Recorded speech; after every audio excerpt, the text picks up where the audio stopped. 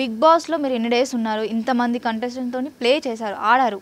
So మీకున్న ఒక mind సెట్ని బట్టి మీరు వీళ్ళు అసలు రాకుండా ఉంటే బాగుండేది బిగ్ బాస్కి, వర్త్ ఇట్ కాదు, అన్వర్తి కంటెస్టెంట్ అని చెప్పొచ్చు, అలా చెప్పాలనుకుంటే ఎవరిని చెప్తారు? 1 person ఎవరు లేరు, కానీ వాళ్ళ స్ట్రాటజీసే కొంచెం రాంగ్ వేలో ఉన్నాయి. ఓకే, అలా ఫిజికల్ వైలెన్స్ని ఎంకరేజ్ చేయడము, సింపతి గెయిన్ చేయడం కోసం ఫ్యామిలీని ఆఖరికి చావుల్ని కూడా అడ్డం పెట్టుకోవడం అనేది కరెక్ట్ కాదు అంటే ఇలాంటివి నాకు కొన్ని వాళ్ళ స్ట్రాటజీలు నచ్చలేదు. But everybody deserves a chance. Okay, Yashmi గారు ఒక టాస్క్ చేసేటప్పుడు పుల్ అన్నప్పుడు అభినవ్ పుల్ చేస్తుంటే డాన్స్ చేస్తూ ఉంటారు, అది డిమోటివేట్ చేసేలా ఉంటుంది. సో దానిపైన మీ అభిప్రాయం ఏంటి?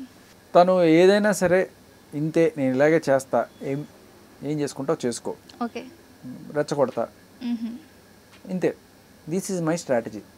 మొత్తం తను అలానే ఉంటుంది, అలాగే ఉంటుంది. నేను అదే చెప్పా కదా మీకు. అవును, ఫస్ట్ కూడా మన ప్లేట్లు తినేసి వాళ్ళతో కడిగించడం కరెక్ట్ కాదు. ఓకే, యా, అవును, కడగని ఏమవుతుంది, మనం ఒకళ్ళు ఏంటంటే ఈవిడ వెళ్ళి ఆడదు.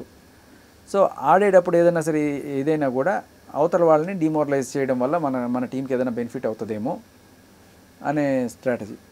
ఓకే, డైరెక్ట్గా వెళ్ళి గేమ్ ఆడకపోయినా బయట నుంచి అయినా సరే మేము మా టీం కోసం ఆడతాం, దానికోసం ఏమైనా చేస్తాం, ఓకే, ఫెయిరా అన్ఫెయిరా అనేది మాకు అవసరం లేదు, ఓకే అనే మెంటాలిటీ. సో బిగ్ బాస్ అలా ఏం చెప్పరు, కానీ ఈ స్ట్రాటజీస్తో వీళ్ళకున్న ఓన్ థాట్స్తో వీళ్ళు క్రియేట్ చేసుకుంటారు అంతే. ఇంకా చేసుకోవడమే కాకుండా అవతల వాళ్ళని కూడా ఇలాగే బిగ్ బాస్ ఆడాలి, మీకు తెలీదు, మీరు వేస్ట్ అని చెప్పి మనల్ని చేస్తారు. ఓకే, సో ఫేర్గా ఉండి కొన్ని ఎథిక్స్ మనం ఫాలో అయితే మనకు తెలీదు. Okay, done. సో లాస్ట్ దీంట్లో క్లాన్స్ డివిజన్ వచ్చినప్పుడు మళ్ళీ ఫైనల్గా నేను వెళ్దామని అనుకున్నా కూడా ఆ ఒక సెకండ్కి ప్రేరణ, యశ్వి మా క్లాన్లో లేరు అనుకుని సంబరపడుతుంటే మెల్లగా సోనియా సెలెక్ట్ చేసుకుని ఇట్లా రావడం